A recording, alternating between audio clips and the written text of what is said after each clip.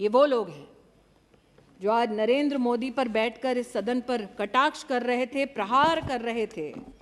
इन लोगों ने एक सज्जन को उस संसदीय क्षेत्र में जहां 50 साल इनका राज रहा, आदमी को मरने दिया क्योंकि उसके पास आयुष्मान भारत का कार्ड था। आभार व्यक्त करती हूँ देश के प्रधान सेवक का। अमेठी को पहला मेडिकल कॉलेज 290 करोड़ से ज़्यादा की लागत पर अगर किसी ने दिया तो मानवीय मूल्यों का परिचय देते हुए नरेंद्र दामोदर दास मोदी ने दिया। वो परिवार उस जमीन को लेता है, उनके फाउंडेशन में लिखा आप कमर्शियल एक्टिविटी नहीं कर सकते। इतने साल वो जमीन खाली नहीं करते। वहां का किसान कोर्ट जाता है इस परिवार के खिलाफ, कोर्ट का आदेश लाता है और वो उस आदेश का हनन करते हैं। आज भी उस जमीन पर बैठे हैं। जिन्होंने आज इस सदन में आरोप मढ़ा वो बताएं कि 40 एकड़ भूमि पर आज भी 623 रुपए क्यों देते हैं, वो भूमि छोड़ते क्यों नहीं और सरकार को वो भूमि लौटाते क्यों नहीं। जिन्होंने आज इस सदन पर कटाक्षों की लहर गिना दी, उनसे पूछती हूं सम्राट साइकिल अमेठी के किसानों की जमीन आज भी क्यों उस खानदान ने हड़पी है, लौटाते क्यों नहीं कोर्ट ऑर्डर के बावजूद।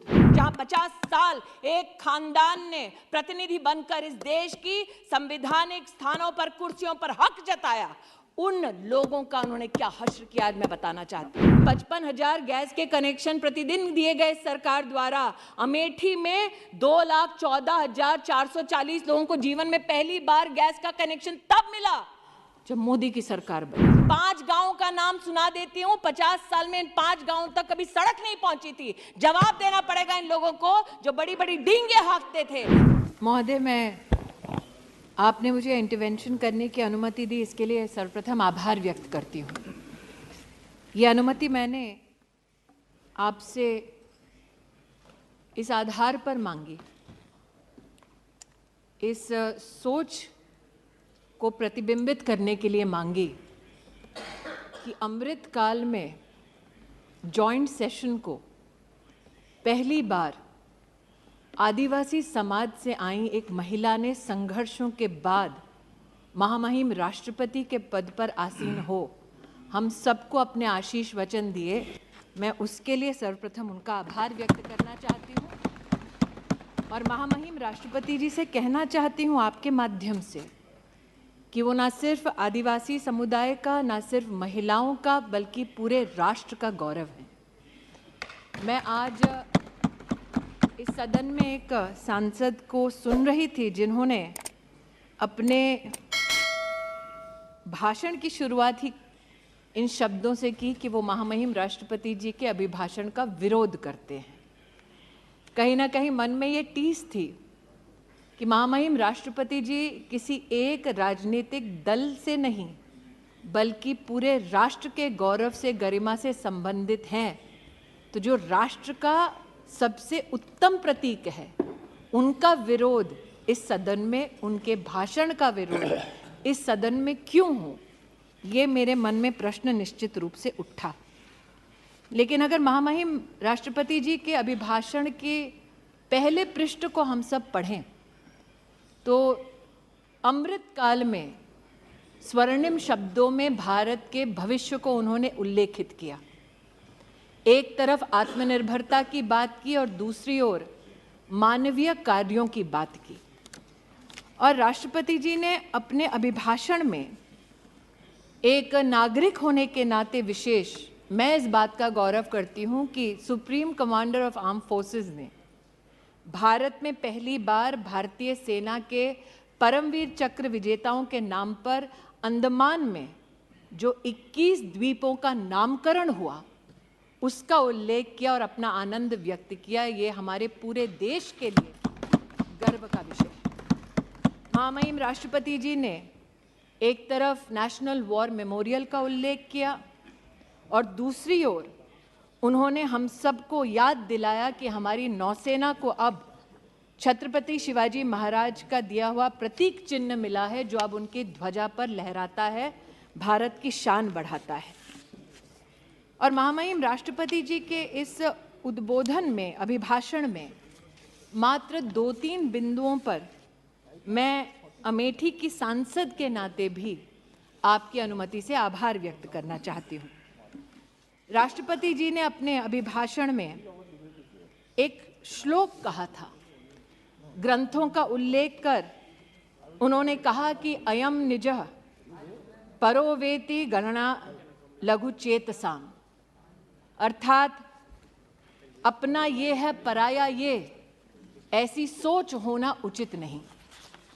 और राष्ट्रपति जी के इसी संकल्प, इसी चिंतन को चरितार्थ किया है मोदी सरकार ने। इसलिए अमेठी की सांसद होने के नाते हमारे यशस्वी प्रधान सेवक का मैं आज विशेष आभार व्यक्त करती हूँ,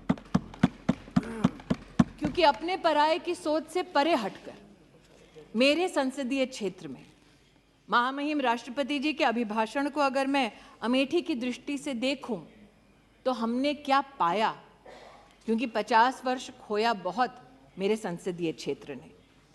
आज इस सदन में एक सज्जन जिनको अमेठी ने मैजिक दिखाया और विधानसभा के चुनाव में 4 विधानसभा क्षेत्रों की सिक्योरिटी डिपॉजिट भी जब्त कराई, ऐसे सज्जन ने हमारे प्रधान सेवक पर कटाक्ष किया।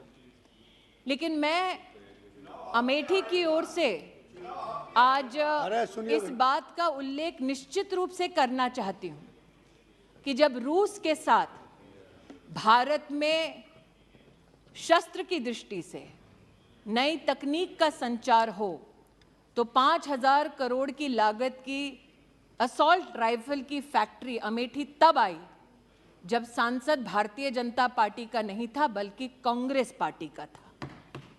राष्ट्र के संरक्षण के लिए अपने पराये का भेद ना कर ये उत्तम उदाहरण मेरे संसदीय क्षेत्र में प्रस्तुत करने के लिए मैं देश के प्रधान सेवक का आभार व्यक्त करती हूँ।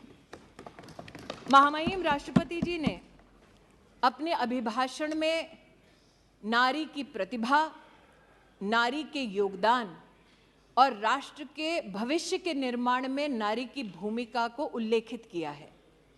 आज इस सदन में हमारी एक वरिष्ठ नेता हैं जो निश्चित रूप से महिलाओं की दृष्टि से महामहिम राष्ट्रपति जी के अभिभाषण पर अपने विचार व्यक्त करेंगी, लेकिन एक छोटा सा अपनी ओर से मेरा प्रयास है कि इस सदन को मैं अवगत कराऊं कि ग्रामीण अंचल में महिलाएं जो सेल्फ हेल्प ग्रुप के माध्यम से अपने परिवार को आर्थिक रूप से सशक्त करती हैं, उनका यूपीए के कार्यकाल में और मोदी सरकार में क्या स्थान रहा।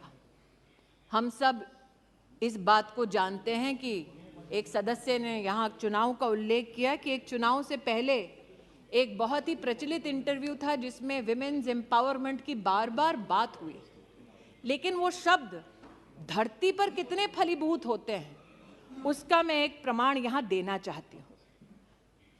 2009 से लेकर 2014 तक देश भर में सिर्फ 19 लाख सेल्फ हेल्प ग्रुप्स को भारत सरकार से सहायता मिलती थी।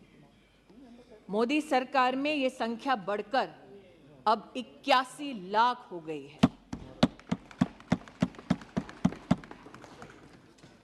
2009 से लेकर 14 तक जो राशि इन सभी सेल्फ हेल्प ग्रुप्स को दी गई वो लगभग 80,000 करोड़ थी, लेकिन मोदी सरकार में 2014 से लेकर 2022 तक ये राशि बढ़ाकर 4,93,000 करोड़ रुपया की गई। मैं प्रधान सेवक जी का विशेष आभार व्यक्त करती हूँ कि विमेन्स डेवलपमेंट के मात्र नारे को ट्रांजिशन करके राष्ट्र का अगर उत्थान करना है तो उसमें अहम भूमिका नारी की होनी चाहिए। मात्र इस एक सेल्फ हेल्प ग्रुप के आवंटन से ही आज वो प्रतिबिंबित होता है कि नारी और विशेषतः ग्रामीण अंचल की महिला की प्रतिभा पर देश के प्रधान सेवक को कितना नाज है और कितना विश्वास है। महोदय, स्वास्थ्य मंत्री जी यहाँ उपस्थित हैं। मैंने सदन में पहले भी कहा, आज भी कहती हूँ, हमारे समाज में ग्रामीण अंचल में गरीब तबके में महिला को अगर आप कभी पूछें साल 2014 से पहले कि क्या सार्वजनिक रूप से सर्विक्स कैंसर का और ब्रेस्ट कैंसर का कहीं भी उल्लेख होता था? ग्रामीण अंचल और गरीब तबके की महिला ये कहेगी कि इसका उल्लेख सामाजिक दृष्टिकोण से ना हो, ऐसा नहीं था। साधन उपलब्ध नहीं थे गरीब महिला को, इसलिए वो चर्चा में इस विषय को नहीं लाती थी। आज भी हजारों सैकड़ों महिलाएं ऐसी हैं कि अगर बुखार भी आ जाए तो अपनी नहीं, अपने परिवार की पहले चिंता करती है। मैं आभार व्यक्त करती हूं देश के प्रधान सेवक का और अभिनंदन करती हूं स्वास्थ्य मंत्री जी का कि आयुष्मान भारत योजना के अंतर्गत 31 करोड़ कैंसर की स्क्रीनिंग हुई, जिसमें से लगभग 13 करोड़ से ज्यादा देश की गरीब महिलाएं थी। ऐसा नहीं था उस महिला को पता नहीं था कि ब्रेस्ट का कैंसर हो, सर्विक्स का कैंसर हो तो उसे किस प्रकार की सुविधा चाहिए। वो बोझ नहीं बनना चाहती थी, चर्चा नहीं करना चाहती थी, तिल तिल कर मरती थी। आज आयुष्मान भारत के माध्यम से उसे ये सुरक्षा का कवच दिया, ये आत्मीय और मानवीय काम किया। इन्हीं मानवीय मूल्यों का उल्लेख महामहिम राष्ट्रपति जी के अभिभाषण में था।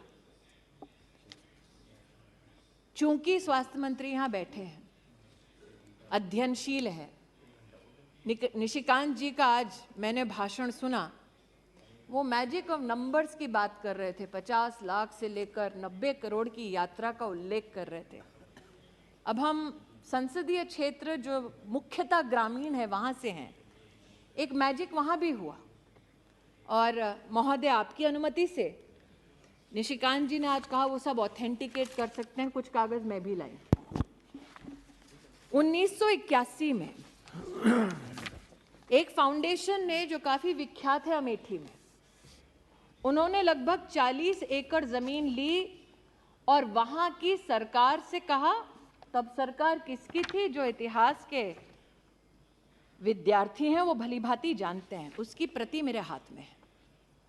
वहां पर यह कहा गया कि आप जमीन दे दो 40 एकड़ हमें और हम अमेठी की गरीब जनता के लिए एक मेडिकल कॉलेज बना देंगे। अब 40 एकड़ जमीन का मैजिक 623 रुपए में।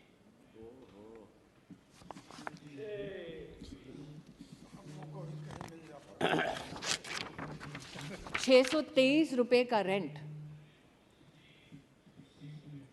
और सुरेश जी सुनिए, 623 रुपए का रेंट 30 साल तक, 30 साल तक अमेठी के गरीब नागरिकों को ये बार बार कहा गया कि आपके लिए मेडिकल कॉलेज खोल देंगे जी। लेकिन आज अगर कोई अमेठी गया है तो जानेगा कि जिस धरती पर वो कॉलेज खोलने की बात कर रहे थे, उस पर उस परिवार ने अपने लिए गेस्ट हाउस बनाया।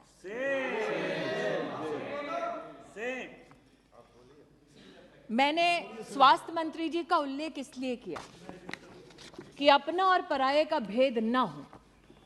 भले ही एक परिवार अपने फाउंडेशन के माध्यम से अस्पताल चलाता हो, अगर उनको भी आयुष्मान भारत में सेवा देनी है वो दें। उसका प्रतीक स्वास्थ्य मंत्रालय के माध्यम से, मोदी सरकार के माध्यम से मैंने अपने संसदीय क्षेत्र में देखा। लेकिन महोदय, आज मेरे हाथ में एक रिपोर्ट और है जो मुख्य चिकित्सा अधिकारी जनपद अमेठी उनसे संबंधित। इसमें एक मरीज का उल्लेख है जिसका नाम है नन्हेलाल मिश्रा। उस मरीज का दोष ये था कि वो उस जगह गया जहां पर इस परिवार का स्वामित्व है और अस्पताल चलता है, और ये कहा जाता है अमेठी में उनके परिजनों ने वीडियोग्राफिक एविडेंस दिया कि मरीज ने जाकर कहा, मैं आयुष्मान भारत से जुड़ा हूं, मोदी जी ने कहा है 5 लाख रुपए में मेरा मुफ्त का इलाज होता है, आपका अस्पताल इसमें चिन्हित है, आप मेरा इलाज करिए। नन्हेलाल मिश्रा को लौटा दिया गया और कहा गया, मोदी का कार्ड लाए हो, जाओ यहां से।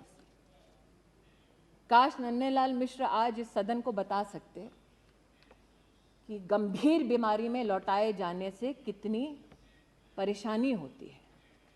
लेकिन महोदय, ना उनकी आवाज इस सदन तक पहुंचेगी, ना सदन के बाहर तक पहुंचेगी, क्योंकि उनकी मृत्यु हो गई। और ये रिपोर्ट है जो कहती है कि मरीज की बीमारी के अनुरूप उनका इलाज नहीं हो सका। ये वो लोग हैं जो आज नरेंद्र मोदी पर बैठकर इस सदन पर कटाक्ष कर रहे थे, प्रहार कर रहे थे। इन लोगों ने एक सज्जन को उस संसदीय क्षेत्र में जहां 50 साल इनका राज रहा, आदमी को मरने दिया क्योंकि उसके पास आयुष्मान भारत का कार्ड था। 623 रुपए प्रतिवर्ष 40 एकड़ जमीन पर आज भी विराजमान है। लेकिन आभार व्यक्त करती हूं देश के प्रधान सेवक का, अमेठी को पहला मेडिकल कॉलेज 290 करोड़ से ज्यादा की लागत पर अगर किसी ने दिया तो मानवीय मूल्यों का परिचय देते हुए नरेंद्र दामोदर दास मोदी ने दिया। यहां बहुत ठहाके लगाए गए कि कोई यात्रा पे निकला था इसलिए उनको लोगों ने कहा कि भैया ज़मीन हमारी जा रही है। मैं उनसे कहना चाहती हूँ, अगर गरीब की इतनी चिंता है तो पहले सम्राट साइकिल, अद्भुत दृश्य था महोदय, सिर्फ 1980 के दशक में अस्पताल के नाम से झांसा नहीं दिया गया, कहा गया आइए इन्वेस्ट कीजिए, अपनी फैक्ट्री खोलिए, और फैक्ट्री खुलवाई गया। मुझसे ज़्यादा अर्थशास्त्र के ज्ञानी निशिकांत जी इसलिए वो मैजिक बता पाएंगे कैसे हुआ। कहा गया आइए फैक्ट्री लगाइए, फैक्ट्री का शिलान्यास करने हम आएंगे, फीता काटेंगे, अचानक फैक्ट्री वो बंद हो जाती है और ज़मीन फाउंडेशन को चली जाती है।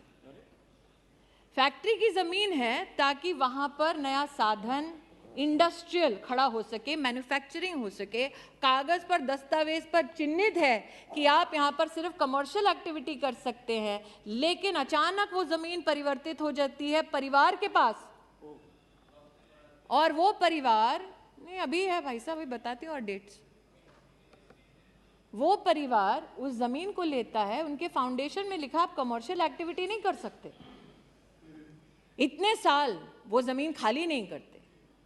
वहां का किसान कोर्ट जाता है इस परिवार के खिलाफ, कोर्ट का आदेश लाता है और वो उस आदेश का हनन करते हैं, आज भी उस जमीन पर बैठे हैं और इस सदन में आकर गरीबों की बात करते हैं। ये एक और आज यहां पर नहीं सुरेश जी को समझ आ रहा है, नहीं है, ये भी प्रति है महोदय, ये भी प्रति है महोदय। एक आधुनिक भारत के निर्माण के लिए जरूरी है कि हर गरीब तक, मध्यम वर्गीय परिवार तक सुविधा पहुंचे। अब चूंकि राष्ट्रपति अभिभाषण में आधुनिक भारत के निर्माण की बात हुई है, तो इसलिए महोदय कहना जरूरी है कि प्रधान सेवक ने कहा कि सिर्फ चुनिंदा शहर नहीं बल्कि आधुनिक तत्व प्रगति के हर गांव, हर जिले तक पहुंचे। एक अचंभित करने वाला नजारा और है, फुर्सतगंज नाम का एक एयरपोर्ट, जहां पर सिर्फ परिवार से संबंधित एकेडमी है, जमीन है सरकार की, लेकिन परिवार ने अपने नाम से, बेटा और बेटी के नाम से हॉस्टल खोल दिया है। यहां पर प्रधानमंत्री जी नेताजी सुभाष चंद्र बोस के नाम से इंफ्रास्ट्रक्चर बनाते हैं, सरदार वल्लभ भाई पटेल के नाम से इंफ्रास्ट्रक्चर बनाते हैं, वहां पर राहुल जी के नाम से, प्रियंका जी के नाम से हॉस्टल बना है सरकारी जमीन पर। और बोर्ड पर वो जब थे तो उन्होंने उस पूरी अकादमी के संचालन के लिए किसी हिंदुस्तानी को नहीं, किसी विदेशी कंपनी पर विश्वास किया। उस विदेशी कंपनी ने उस एयरपोर्ट का क्या हश्र किया, यहाँ पर उस रिपोर्ट में उल्लेखित है। लेकिन आज इस एयरपोर्ट का मैं उल्लेख यहाँ इसलिए कर रही हूँ महोदय कि एक बार सदन में मैं बोल चुकी हूँ कि हमारे यहाँ तिलोई नाम की एक विधानसभा है, वहाँ पर 30 साल से एक बस अड्डा बना दो, ये हमारी जनता जनार्दन कहती रही। बस अड्डा भी पहली बार तब बना जब प्रदेश में योगी सरकार बनी, देश में मोदी सरकार बनी। और आज अमेठी के सांसद के नाते मैं आनंदित हूं कि फुर्सतगंज एयरपोर्ट को अब उड़ान की स्कीम में सम्मिलित कर लिया गया है और अब अमेठी का साधारण नागरिक भी हवाई सेवा का इसमें फायदा उठा सकता है।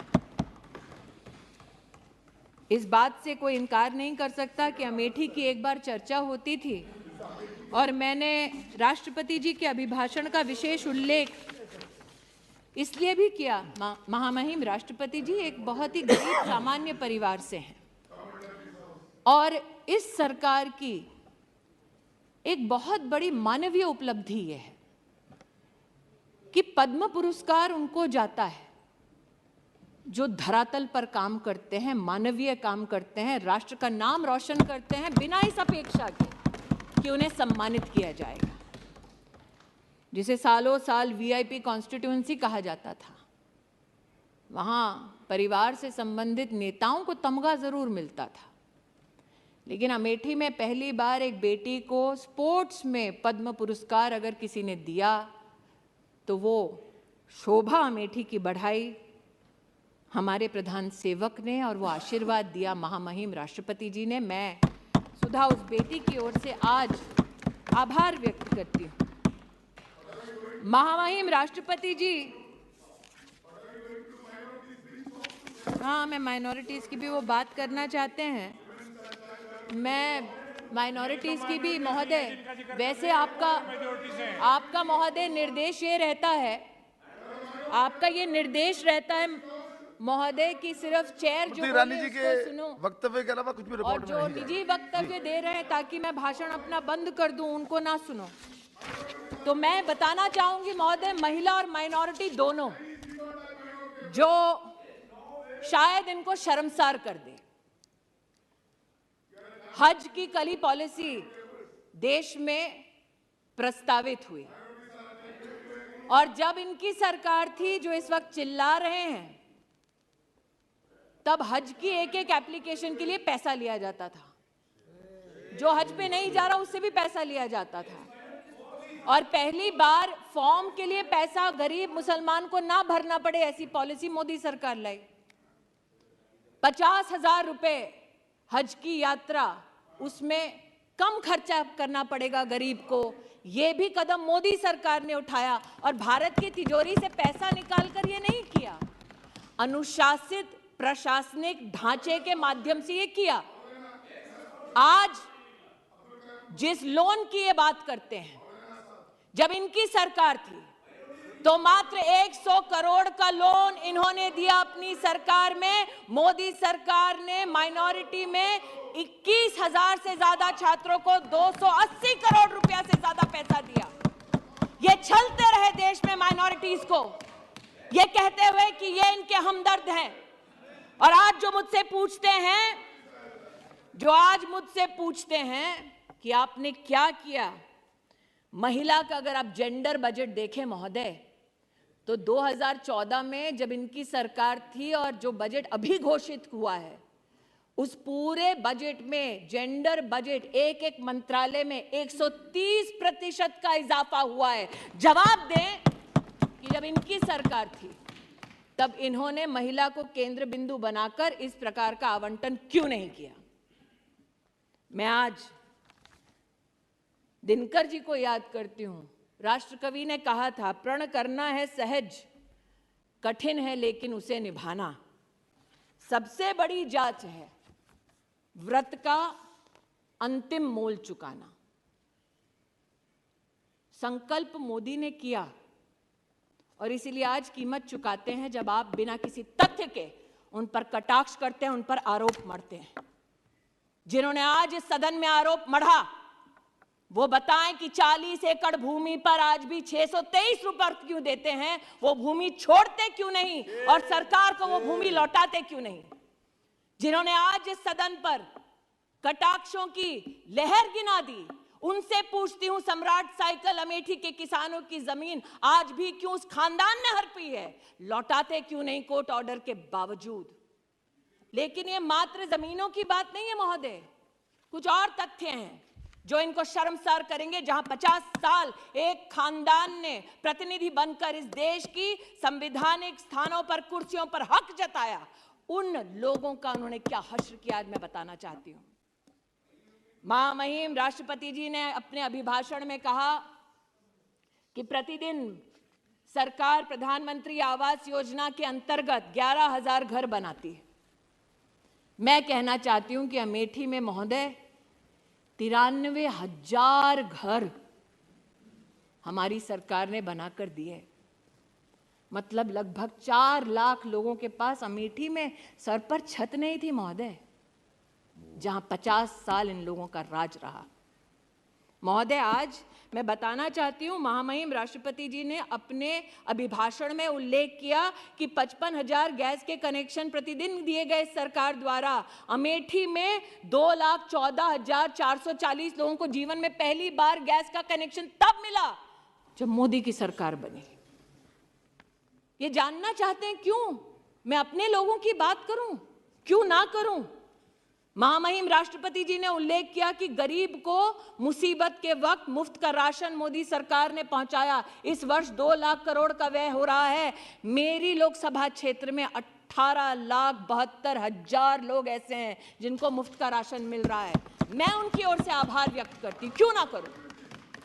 305 किलोमीटर सड़कें सिर्फ मेरे एक जनपद में बनी है महोदय। 5 गांवों का नाम सुना देती हूं। 50 साल में इन 5 गांवों तक कभी सड़क नहीं पहुंची थी। जवाब देना पड़ेगा इन लोगों को जो बड़ी बड़ी डींगे हाँकते थे कि अपने ही संसदीय क्षेत्र में। मैंने महोदय सुना था हिंदी में, दिया तले अंधेरा, चोर की दाढ़ी में तिनका, उल्टा चोर कोतवाल को डांटे। आज इन सारी हिंदी की जितने भी हमारी प्रोवर्ब्स हैं उनका एक दर्शन मैंने यहां किया है। उनको जवाब देना पड़ेगा। 5 गांव के नाम भी बता देती हूं जहां सड़क ही नहीं पहुंची कभी। इसलिए महोदय, आज महामहिम राष्ट्रपति जी के अभिभाषण पर आभार मैं इसलिए व्यक्त करती हूं कि देश में पहली बार आदिवासी समुदाय की एक बेटी को, एक महिला को राष्ट्र के सबसे उच्च संवैधानिक पद पर मात्र नरेंद्र भाई मोदी के प्रयासों से पहुंचाया गया। इतना ही संतोष नहीं कर रही हूं, मैं गौरव करती हूं इस बात का कि अगर आप समुचित सरकार का आदिवासी क्षेत्र के लिए बजट देखिए तो जब कांग्रेस की सरकार थी तो 19,000 करोड़ रुपया खर्चा करते थे, पूरी सरकार को कहते थे, और जब मोदी जी की सरकार बनी तो 88,000 करोड़ रुपया मात्र आदिवासी परिवारों के लिए हमारी सरकार ने व्यय किया। क्योंकि मैंने दिनकर जी का उल्लेख किया तो आप तो वरिष्ठ हैं महोदय, आप राष्ट्र कवि का कई बार कई भाषणों में उल्लेख भी कर चुके हैं, कई चर्चाओं में उनका उल्लेख कर चुके हैं। उन्होंने कहा था कि सच है विपत्ति जब आती है कायर को ही दहलाती है। वो कौन था जो कहता था विदेश से वैक्सीन लाओ? वो कौन था जो कहता था हिंदुस्तान की वैक्सीन ना लगाओ? और वो कौन था जिसने कहा कि विदेश पर नहीं अपने देश पर भरोसा करो, वैक्सीन यहां बनाओ और हर हिंदुस्तानी को मुफ्त लगाओ? उस शूरमा का नाम मोदी। इसलिए आज इतना ही कहती हूं कि विघ्नों को गले लगाया, कांटों में राह बनाया, और इसीलिए कांटों में राह बनाने के लिए और भारत के नवनिर्माण के संकल्प के साथ संकल्पित अमेठी को भी आशीर्वाद देने के लिए मैं देश के प्रधान सेवक का आभार व्यक्त करती हूँ, अभिनंदन करती हूँ, और महामहिम राष्ट्रपति जी को इस सदन के माध्यम से कहना चाहती हूँ पुनः कि वो सिर्फ महिलाओं का नहीं, सिर्फ आदिवासी परिवारों का नहीं, बल्कि राष्ट्र का गौरव है। और अमृत काल में हमारे राष्ट्र में इसी प्रकार की महिला और सामाजिक परिस्थितियों से उत्थान करने वाली महिला का उल्लेख बार बार हमारे इतिहास में स्वर्णिम अक्षरों में हो। अमृत काल में मेरी प्रभु से यही प्रार्थना है। महामहिम राष्ट्रपति जी को बड़े गौरव के साथ चरणों में शीश झुका के उनके अभिभाषण के लिए आभार व्यक्त करती हूँ।